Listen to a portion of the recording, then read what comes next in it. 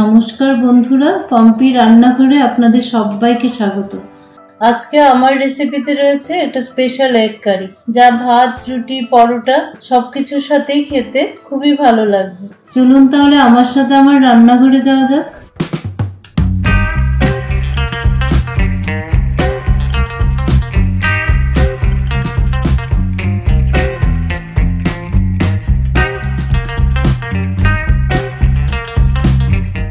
এই রেসিপিটা বানানোর জন্য আমি কয়েকটা ডিম সেদ্ধ নিয়ে নিয়েছি। তাতে একটা চাকু দিয়ে একটু করে কাট লাগিয়ে দিয়েছি। এবার তাতে 1/4 টিস্পুন হলুদ গুঁড়ো, 1/4 টিস্পুন কাশ্মীরি লাল লঙ্কার গুঁড়ো আর 1/4 টিস্পুন নুন দিয়ে দিলাম। এবার মশলার সাথে ডিমটাকে খুব ভালো করে মাখিয়ে নিলাম। এবার গ্যাসে একটা কড়াই বসিয়ে দিলাম, তাতে 1 টিস্পুন সর্ষের তেল দিয়ে দিলাম। তেলটা গরম হয়ে গেলে মশলা মাখানো ডিমগুলো দিয়ে দিলাম। ডিমগুলোকে 1-2 মিনিট একটু নাড়াচাড়া করে বাটিতে তুলে নিলাম। ডিমগুলো তুলে নেওয়ার পর কড়াইতে আরও 1 টিস্পুন তেল দিয়ে দিলাম। তাতে 3টে কাঁচা লঙ্কা দিয়ে দিলাম, 3টে শুকনো লঙ্কা দিয়ে দিলাম, 1 ইঞ্চ আদা দিয়ে দিলাম আর 1 মুঠো রসুন দিয়ে দিলাম। এবার সবকিছুকে খুব ভালো করে একটু রোস্ট করে নেব। এবার তাতে 3-4টে ছোট এলাচি দিয়ে দিলাম, 1 টুকরো দারচিনি দিয়ে দিলাম আর একটা জয়ত্রী পাপড়ি দিয়ে দিলাম। এবার সবকিছুকে আবারও খুব ভালো করে একটু রোস্ট করে নেব।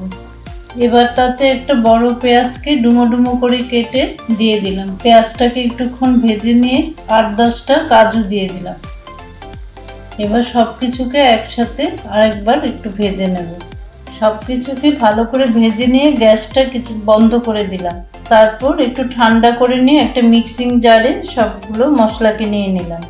এবার তাতে একটা টমেটোকে 4 টুকরো করে দিয়ে দিলাম আর 1 টিস্পুন ধনে গুঁড়ো দিয়ে দিলাম।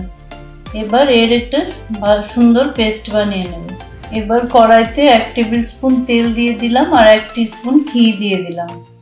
তেল আর ঘিটা গরম হয়ে গেলে তাতে 1/2 টিস্পুন জিরে আর একটা তেজপাতা ফোড়নে দিয়ে দিলাম। ফোড়ন থেকে সুন্দর গন্ধ বেরোলে মশলার পেস্টটা তাতে দিয়ে দিলাম।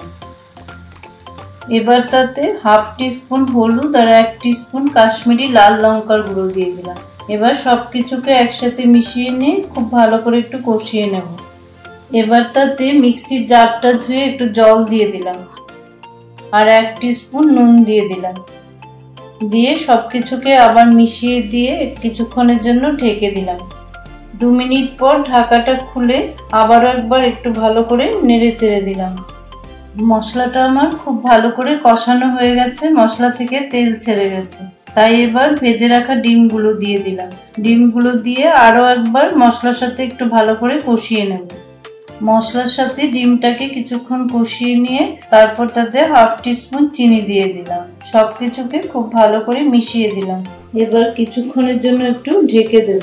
আপনারা যদি ঝোলটা একটু বেশি রাখতে চান তাহলে কিছুটা গরম জল অ্যাড করতে পারেন। 2 মিনিট পর ঢাকাটা খুলে নিলাম। ডিমের কারিটা বেশ শুকনো হয়ে গেছে, তাই তাতে 1/4 কাপ গরম জল মিশিয়ে দিলাম। দিয়ে কিছুক্ষণের জন্য আবার ফুটিয়ে নিলাম। তৈরি হয়ে গেল খুবই টেস্টি এই স্পেশাল ডিমের কারি। আমি স্পেশাল ডিমের কারিটি জিরা রাইসের সাথে সার্ভ করে দিলাম। আমার রান্নার ভিডিওগুলো ভালো লাগলে লাইক, কমেন্ট এন্ড শেয়ার করবেন আর আমার চ্যানেলটাকে সাবস্ক্রাইব করে আমাকে সাপোর্ট করবেন।